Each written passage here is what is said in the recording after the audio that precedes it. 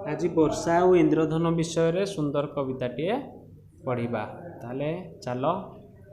मेघ बरसुची खरा पड़ी अच्छी पानी चले धार धार सारू गछ मूले बेंग रजा बसी कें कें करे स्वर बेंगुली नानीटी रही रही कांदे जीव आज शाशु घर के कटर के बाईद बजाती भेक माने होई मेल बरसा सांगरे पड़ी आकाशे इंद्रर देवता धनु केते मनोहर रंग बेरंगर भूली हुए नहीं मनु सात गोटी रंग होई एकाठी बाईगणी हलदिया घन नील नाल सबुज नारंगी नील रंग सभे आहा इंद्र देवता हाथे धनु धरी बुलंती महिमंडल सभा संपदरे हसी उठे मही भरंती धरणी कोल।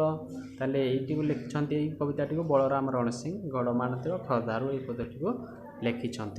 आ जड़े कुनी प्रतिभा लिखिंट। कुनी प्रतिभा जड़े वर्षा पद्यटी को मेघ को देखिले मयूर नाचई कृषक हुअंती खुशी माटीर आनंद कहिले न सरे गौरवे उठे से हसी तरुलता सबू झलसी उठंती पाई बरसार छुआ उपमंडूक बंधर हिड़े करुथांती कुआ कुआ नई बढ़ी आसे कुलु कुलु हई पाई तो मिठा परस तोते पाई पाखे कोइली गाउची आउ नाही मोर अवशेष आहा कि सुंदर तोरी नाटी किए गढ़िला लो तोते कागज छाती रे कलम को नहीं लेखिदेली मोर हाथे। आ गोटे कविता वर्षा लिखिंट नमिता पाइकराय राउरकेलारू।